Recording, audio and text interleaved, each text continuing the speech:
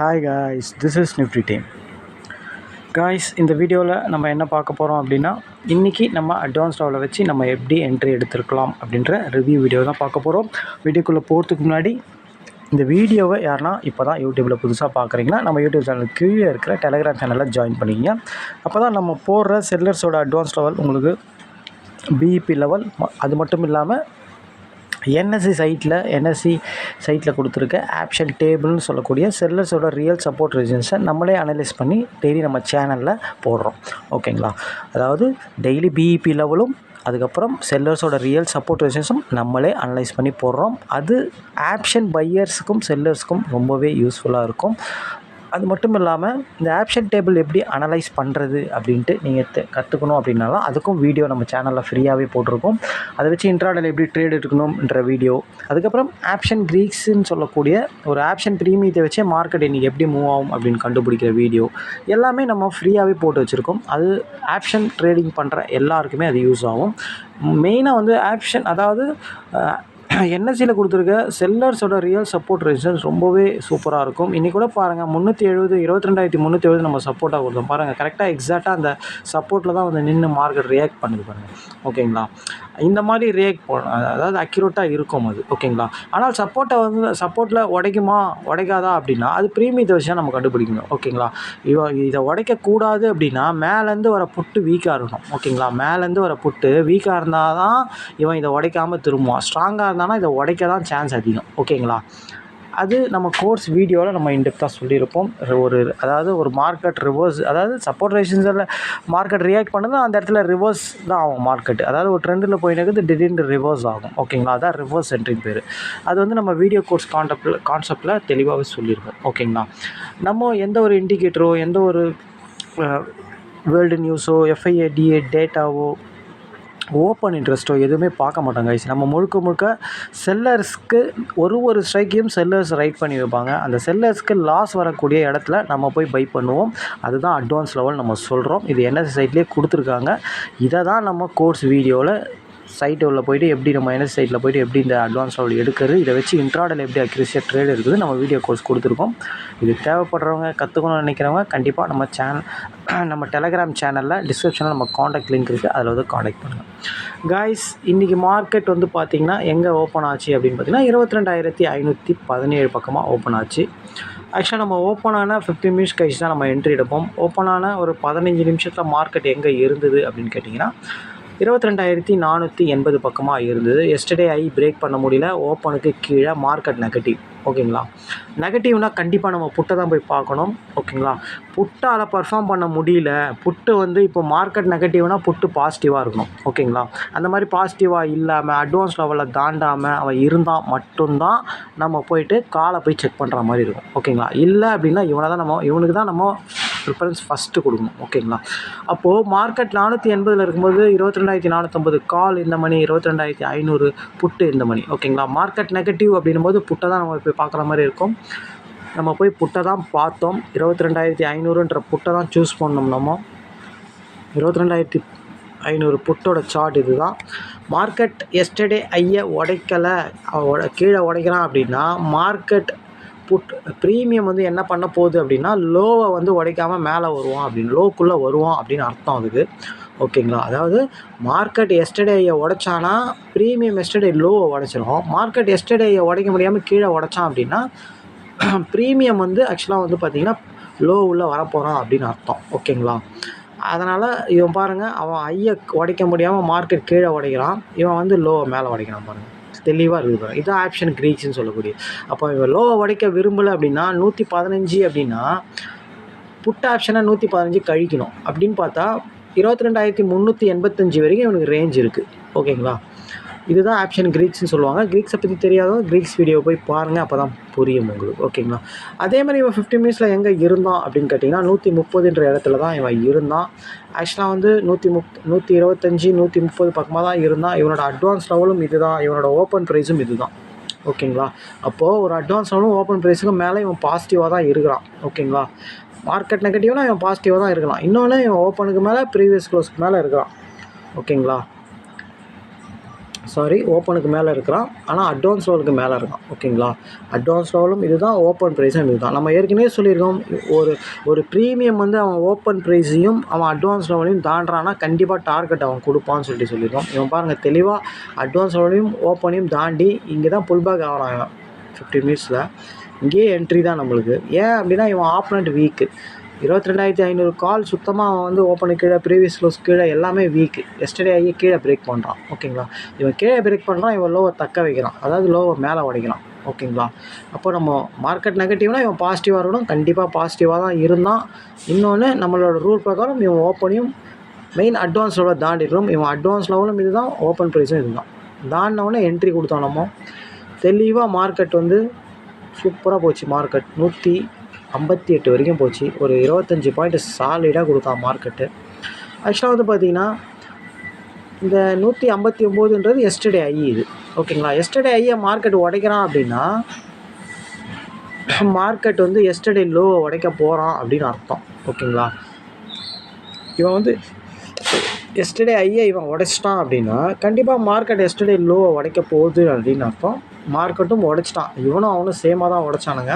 ஓகேங்களா, ஒரு ½ an hour முன்ன பின்ன ஆச்சு.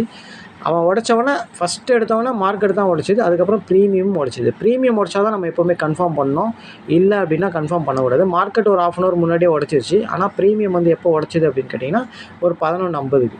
ஓகேங்களா, 11:50க்கு உடச்சி மேலே போயிட்டான். ஆக்சுவலாக நம்ம என்ட்ரி எடுக்கிறது தான் இங்கே கூட எடுக்கலாம், 158லேயே கூட எடுக்கலாம். எஸ்டர்டே ஒரு ப்ரீமியத்தோட ஐ லோ ஓப்பன் ப்ரைஸ் எல்லாமே நம்மளுக்கு அட்வான்ஸ் லெவல் தான். இதை கூட நம்ம புல் பேக்காக வச்சு எடுக்கலாம். 158ன்றது ஒரு அட்வான்ஸ் லெவல். திருப்பியும் 200 வரைக்கும் போனான், ஒரு 40 பாயிண்ட்டு. இங்கேருந்தே நம்மளுக்கு ஒரு 30 பாயிண்ட் கொடுத்துட்டான் ஈஸியாக. இன்னொன்று புல் பேக்கில் நின்று போகும்போது இவன் எடுக்கலாம். ஏன்னா இந்த இடத்துல எடுக்கும்போது இவன் ஆப்பனண்ட் வீக்காக தான் இருந்தான், ஸ்ட்ராங்காக இல்லை அவன். ஓகேங்களா, அப்போது நம்ம ஒரு ரிவர்ஸ் என்ட்ரி எடுக்கணும் அப்படின்னா கண்டிப்பாக வந்து புட்டு வீக்காக இருந்தால் தான் மார்க்கெட் திரும்பும். இன்னும் மெயினாக வந்து ஸ்பாட் மார்க்கெட் சப்போர்ட்டில் இருக்கணும். ஆனால் சப்போர்ட்டில் தான் இருந்தது, 370ன்னு நம்ம கொடுத்துருந்த சப்போர்ட்டில் தான். ஏன்னா 22,370ன்றது சப்போர்ட் நம்ம கொடுத்துருந்தோம், அதில் தான் இருந்தது மார்க்கெட்டு. ஆனால் பர்ஃபார்ம் பண்ணுற புட்டு வீக் ஆகணும். வீக் மீன்ஸ் இவன் எஸ்டர்டேயை தாண்டி போனவன் எஸ்டர்டேயை உடைக்கணும், இல்லைனா ஓப்பனை கீழே உடைக்கணும், இல்லை ப்ரீவியஸ் க்ளோஸை கீழே உடைக்கணும், இல்லை அட்வான்ஸ் லெவலில் கீழே உடைக்கணும். இவன் எதையுமே கீழே உடைக்கல அந்த மாதிரி. ஓகேங்களா, இவன் எஸ்டர்டே ஐக்கு மேலே தான் இருந்தான். ஓகேங்களா, இவன் எஸ்டர்டே ஐக்கு மேலே இருக்கிற வரைக்கும் மார்க்கெட் வந்து 22,340 வரைக்கும் வந்துடும் அப்படின்னு தான் அர்த்தம் அதுக்கு. ஏன்னா இவன் ஐயோட ரேட் 160 கழிச்சிங்கன்னா 340 அந்த ரேட்டுக்கு வந்துடும் அப்படின்றது தான். 22,340 வரும்ன்றது தான் லாஜிக்காக புரிஞ்சிக்கணும் நீங்கள். ஓகேங்களா, அப்போது இவன் புல் பேக்கில் வரும்போது இவனை எடுக்கலாம் நம்ம ஈஸியாக. ஓகேங்களா, இந்த இடத்துல அழகாக எடுக்கலாம்.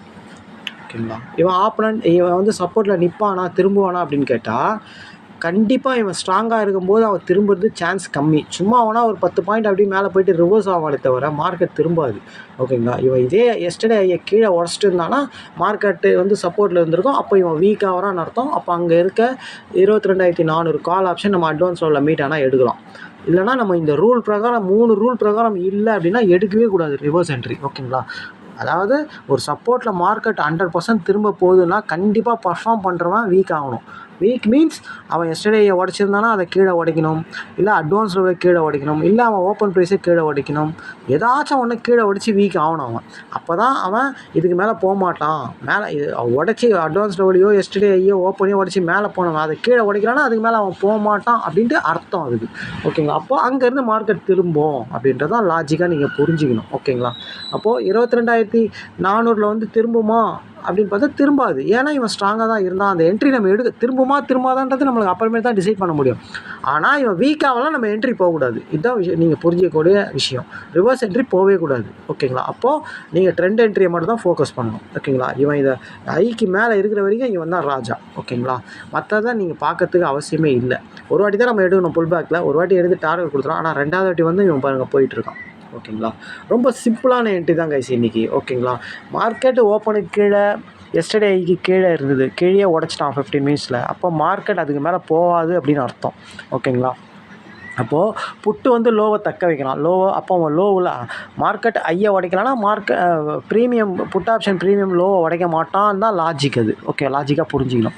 அப்போ அவன் லோ 100 115 அப்படின்னாலே அவன் கண்டிப்பாக வந்து 380 வரைக்கும் வந்துடுவான் தான் நம்மளுக்கு காலையிலேயே தெரியும். அதே மாதிரி 350 வரைக்குமே வந்துட்டான் அவன். ஓகேங்களா? அப்புறம் ஹையை உடைச்சோன்னா எக்ஸ்ட்ரா ஒரு 160 பாயிண்ட் சேர்த்துக்க வேண்டியது தான். நீங்கள் 160 கழிச்சிங்க அப்படின்னா மார்க்கெட் 340 வரைக்கும் வந்துடுவோம் அப்படின்னு தான் அர்த்தம் அது.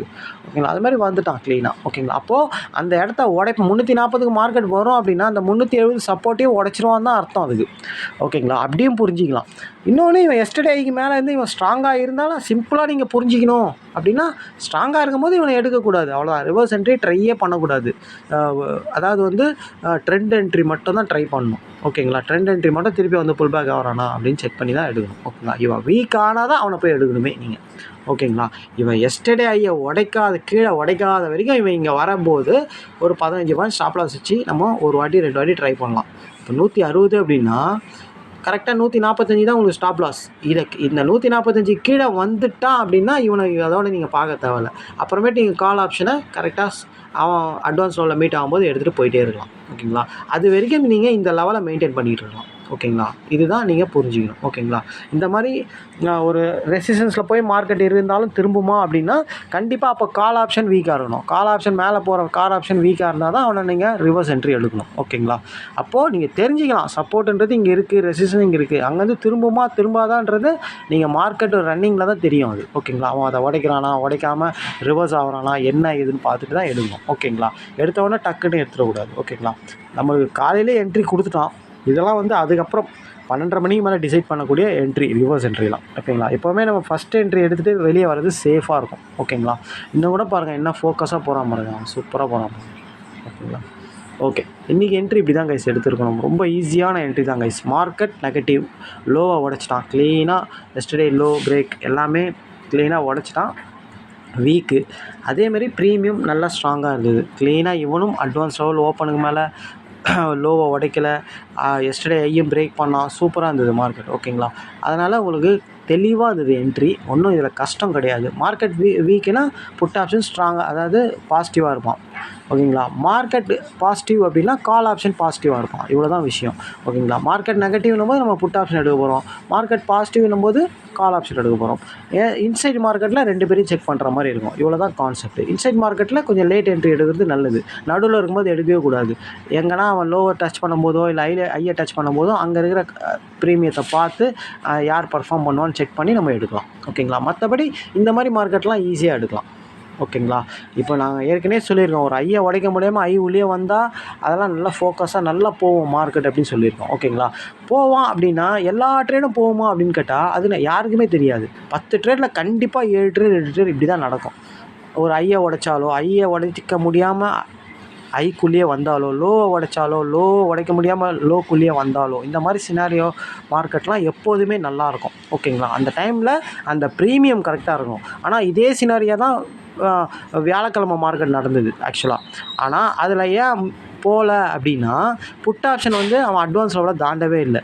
ஓகேங்களா? ஓப்பனையும் தாண்டலை, அதனால தான் நடக்கலது. ஆனால் இதில் வந்து பாருங்கள் அட்வான்ஸ் லெவலையும் ஓப்பனையும் தாண்டினதுனால இவன் நல்லா போகிறான். ஓகேங்களா? ப்ரீமியம் தெளிவாக சொல்லி கொடுத்துட்டோம் உங்களுக்கு. இந்த இந்த இந்த மாதிரி சினாரியோவில் இது கரெக்டாக பர்ஃபார்ம் பண்ணுமா அப்படின்ட்டு. அதுக்கு தான் நம்ம அந்த அட்வான்ஸ் லெவலில் வச்சுருக்கோம். ஓகேங்களா? அது நடக்குமா நடக்காதான்றது இன்றைக்கி நல்லா மூவ்மெண்ட் இருக்குமா இருக்காதுன்ட்டு நம்ம அட்வான்ஸ் லெவலில் வச்சு ஈஸியாக நம்ம டிசைட் பண்ணிட முடியும். ஓகேங்களா? ஆனால் இந்த மாதிரி மார்க்கெட்டில் என்ட்ரி எடுக்கிறது சேஃபாக இருக்கும் எப்போவுமே. ஓகேங்களா? இன்சைட் மார்க்கெட்டில் மேக்ஸிமம் பொறுமையாக பார்த்து எடுக்கிறது சேஃப் உங்களுக்கு. ஓகேங்களா? ஓகே, இன்றைக்கி ரொம்ப ஈஸியான என்ட்ரி தான் கைஸ். ஒன்றும் பெரிய கஷ்டம் ஒன்றும் கிடையாது. ஈஸியாக தான் இருந்தது மார்க்கெட்டு. ஓகேங்களா? ஓகே, நாளைக்கு வீடியோவில் பார்க்கலாம் கைஸ். தேங்க்யூ, பாய்.